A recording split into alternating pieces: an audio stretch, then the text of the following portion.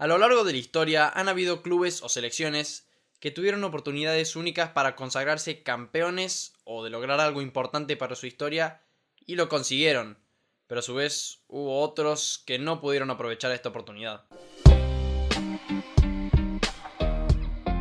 Antes de comenzar con el video, les recuerdo que pueden suscribirse al canal, que falta muy poco para llegar a los 1000 suscriptores. También les recuerdo que tengo mis redes sociales, tengo Instagram, tengo Twitter, tengo TikTok, donde publico noticias, publico videos, así que nada, les recomiendo que me sigan ahí para estar al tanto de todo lo que pase en el canal. Pero sin más, vamos directamente con el video.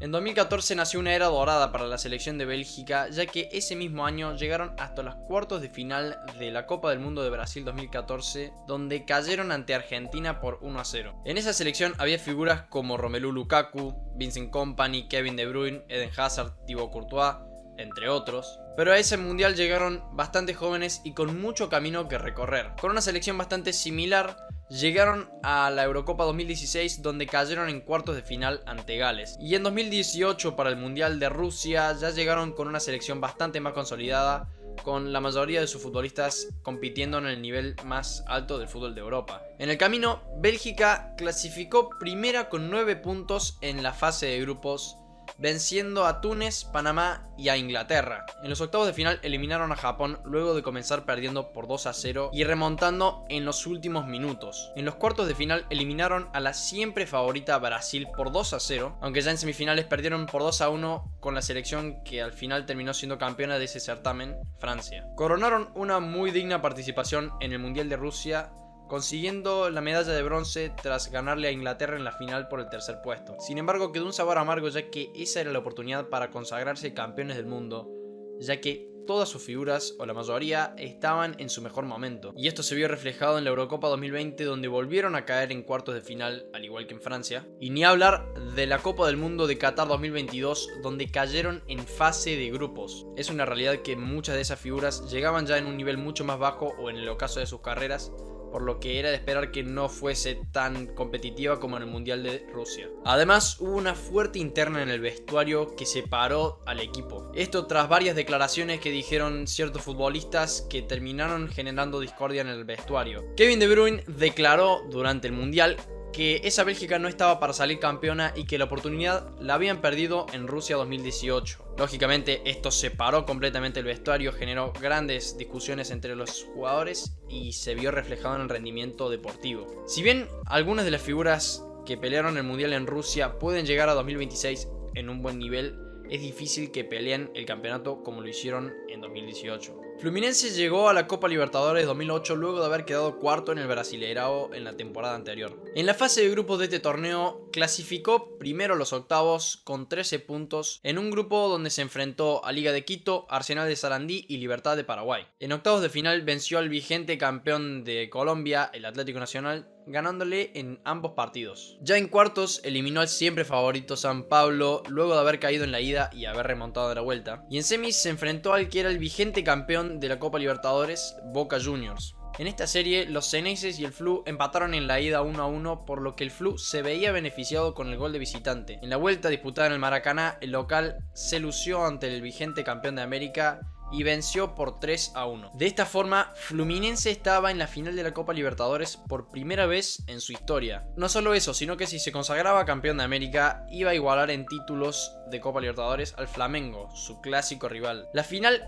enfrentó al Fluminense y Liga de Quito, dos equipos que ya se habían enfrentado en la fase de grupos. En esta fase habían empatado en Quito y los brasileños vencieron en el Maracaná. De todas formas, la final comenzó mal para el Fluminense, ya que cayó por 4-2 en la ida. Lo positivo era que la vuelta se jugaba en Brasil. La vuelta también comenzó mal para el Flu, ya que en el minuto 6 ya estaban perdiendo, pero Thiago Neves rápidamente lo empató y luego con un hat-trick dio vuelta el resultado y empató la serie. Con el empate a 5 forzaron el tiempo extra y posteriormente los penales. Y en la definición desde los 12 pasos, los ecuatorianos se consagraron campeones de América tras vencer por 3-1 al Fluminense. Luego de este torneo, el Flu volvió a una final internacional al año siguiente frente a Liga de Quito nuevamente, pero esta vez en la Copa Sudamericana. Y en esta ocasión, Fluminense volvió a caer ante Liga de Quito, pero por 5-4 global. Desde entonces, el Flu no volvió a jugar una final internacional y solo disputó una semifinal de Copa Sudamericana en 2019. Entre 2008 y 2012, la selección de España vivió su época dorada,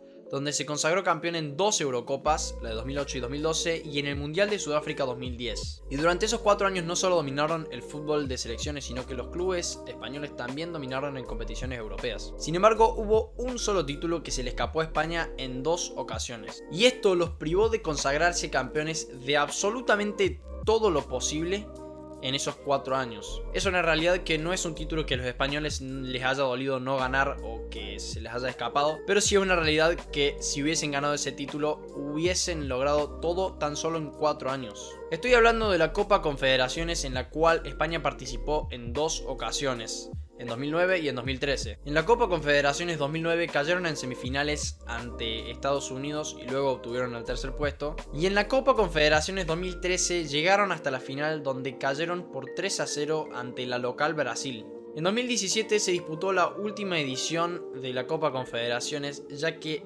posterior a eso no se volvió a jugar. Esto ya que la FIFA decidió reemplazar este torneo con el Super Mundial de Clubes, que comenzará el próximo 2025. De esta forma, España no podrá volver a disputar este torneo en caso de que vuelva a ganar la Eurocopa o el Mundial, por lo que perdió esa oportunidad de ganar absolutamente todo en esos 4 años. Repito que no es un título que a España le haya dolido no haber ganado, pero bueno, es el título que les faltó. En el año 2012, el Bayern Múnich tuvo una temporada para el olvido, donde perdió absolutamente todo a nivel local. Lo peor es que ambos títulos los perdió ante su clásico rival de toda la vida, el Borussia Dortmund. Quedaron segundos en la Bundesliga detrás del Borussia Dortmund, y en la Copa Alemana perdieron en la final por 5-2 ante los del Ruhr. Más allá de toda esta temporada, habían logrado llegar a la final de la Champions, que se disputaba en Múnich, en su estadio. Y lo mejor para el Bayern Múnich es que la final era ante un débil Chelsea que había quedado sexto en la Premier League y que había cambiado su técnico en esa temporada. Por ende, todo estaba dado para que el Bayern Múnich terminara salvando la temporada con su 5ª Champions, ya que se disputaba en su estadio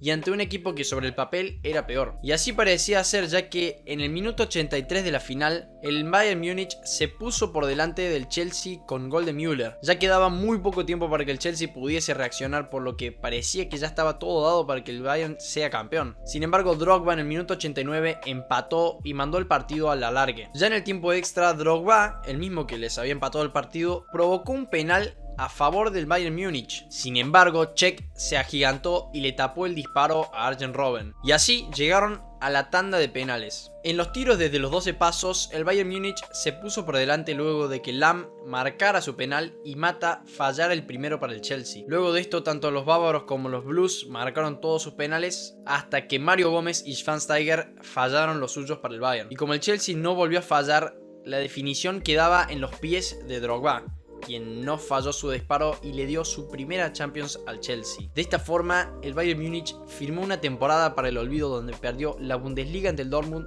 la Copa Alemana ante el Dortmund y la final de la Champions en su propio estadio ante el Chelsea. En la temporada siguiente, el Bayern reaccionó y se consagró campeón de la Bundesliga y la Copa Alemana, y además llegó a la final de la Champions League, por lo que tenía la oportunidad de oro de consagrarse campeón del triplete y ser el primer equipo alemán en lograrlo. Pero en la final se tenía que enfrentar al equipo que le había amargado la temporada de local el año anterior, el Dortmund. El Dortmund tenía la oportunidad dorada de consagrarse campeón de la Champions por segunda vez en su historia frente al Bayern Múnich, y además arruinándoles la fiesta del triplete. El panorama era perfecto para el Dortmund, pero en la final no se vio lo mismo, ya que en el minuto 60 marcó Mandzukic para los bávaros. Sin embargo, Gundogan rápidamente lo empató a los 8 minutos con un gol de penal. Y cuando parecía que el partido ya moría y se iban a la largue, Arjen Robben marcó el gol de la victoria en el minuto 88, que le dio su 5ª Champions al Bayern y el triplete. De esta forma, el Dortmund perdió la oportunidad de consagrarse campeón de Europa al frente de su rival y arruinándole la fiesta del triplete. No solo eso, sino que posterior a esta temporada comenzó el dominio del Bayern Múnich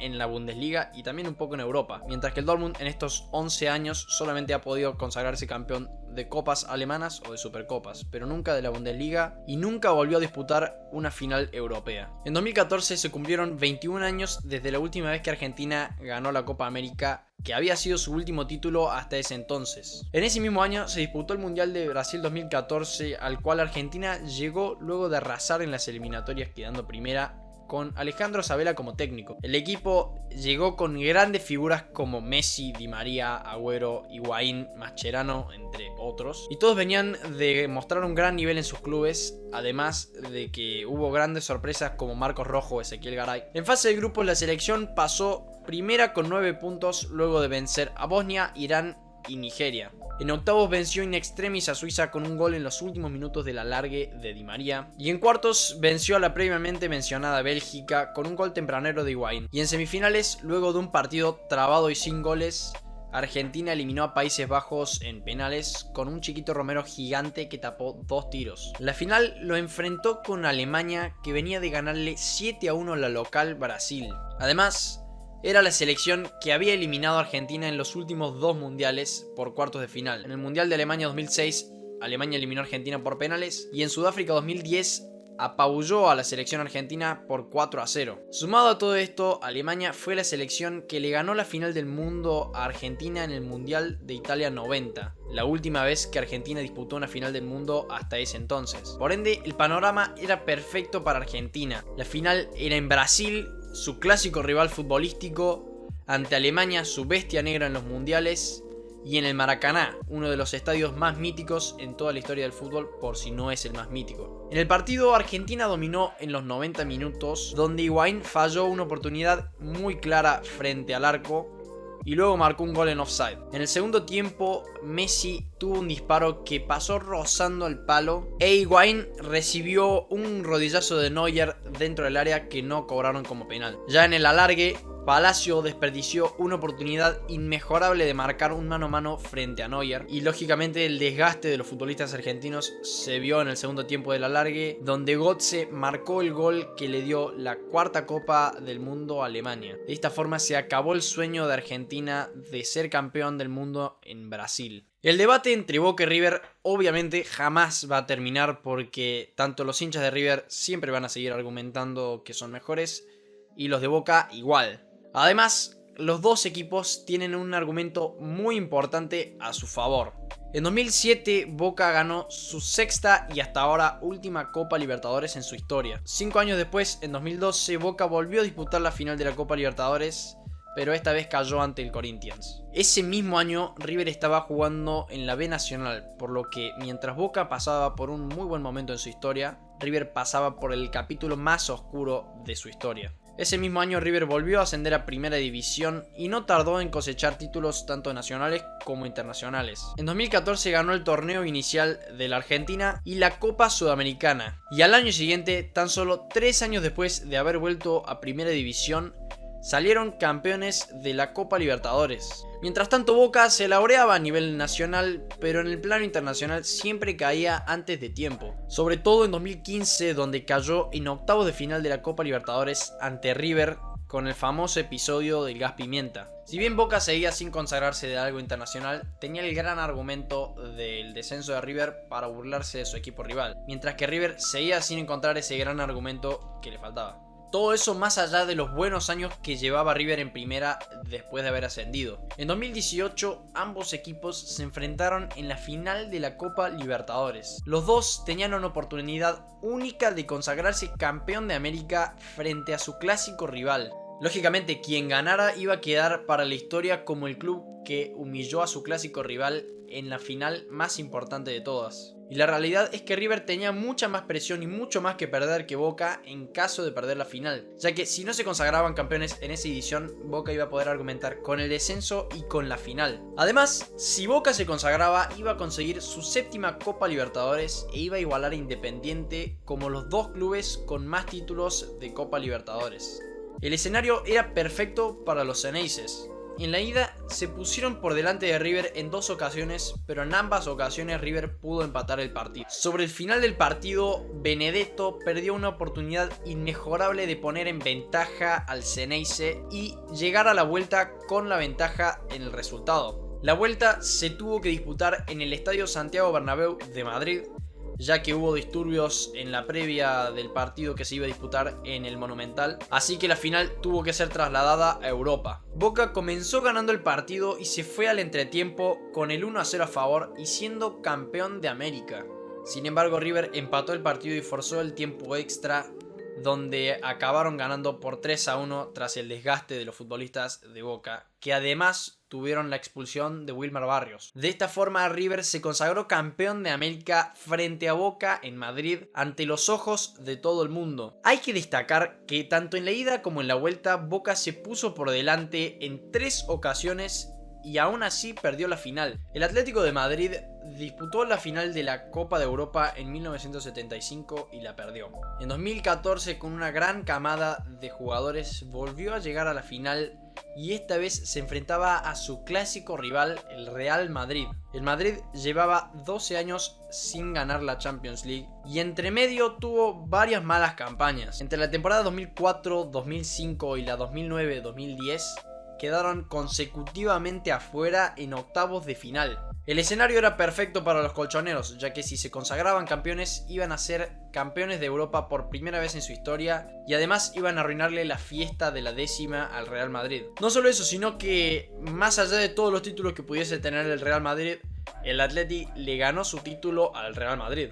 En la final disputada en Lisboa, el Atleti se puso en ventaja en el primer tiempo con un gol de Godín. Desde ese momento, el equipo del Cholo se tiró completamente para atrás para aguantar el resultado. Y así fue hasta el minuto 93, en el cual Sergio Ramos, tras un centro de Modric, marcó el 1-1 y forzó el alargue. Ya en el tiempo extra, los futbolistas del Atleti estaban completamente destruidos y terminaron cayendo por 4-1 en la final. 2 años después, volvieron a la final de la Champions League ante el Real Madrid y volvieron a caer, aunque esta vez por penales. En la temporada pasada, el Manchester United volvió a gritar campeón tras 5 años de sequía. El entrenador Erik ten Hag logró su primer título como entrenador Red Devil y demostró un gran progreso. Luego de ganar la Carabao Cup, el Manchester United llegó hasta la final de la FA Cup, en la cual se tenía que enfrentar al Manchester City. El City de Guardiola venía de ganar la Premier League por tercera vez consecutiva, empatando un récord que solo el Manchester United tenía,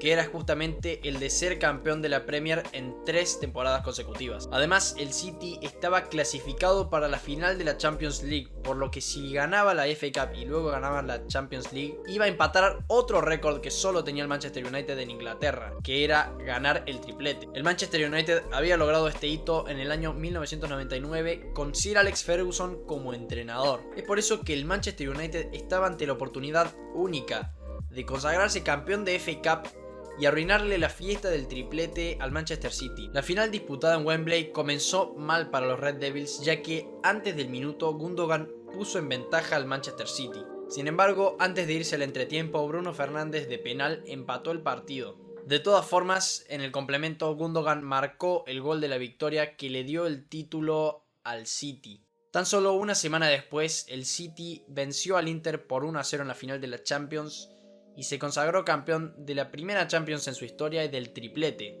Es así que el City se convirtió en el segundo equipo inglés en lograr el triplete y el United tuvo la oportunidad de evitarlo y no pudo. No solo eso, sino que el City en una sola temporada logró 2 récords que solo el United tenía, el de las 3 Premier consecutivas y el triplete. La temporada 2001-2002 del Bayer Leverkusen fue histórica. Llegaron a la jornada 32 de la Bundesliga con 4 puntos de diferencia sobre el segundo Dortmund. Sin embargo, a tan solo 3 fechas del final, el Bayer Leverkusen cosechó tan solo 3 puntos, mientras que el Dortmund ganó todos sus partidos y les arrebató el título de Bundesliga por un solo punto. Cabe destacar que este podría haber sido el primer título de Bundesliga para el Bayer Leverkusen. Luego disputaron la final de la Copa Alemana ante el Schalke 04 y cayeron por 4-2, por lo que perdieron su segundo título en esa temporada. Y tan solo 4 días después, el Bayer Leverkusen perdió la final de la Champions League ante el Real Madrid por 2-1 con el golazo de volea de Zidane.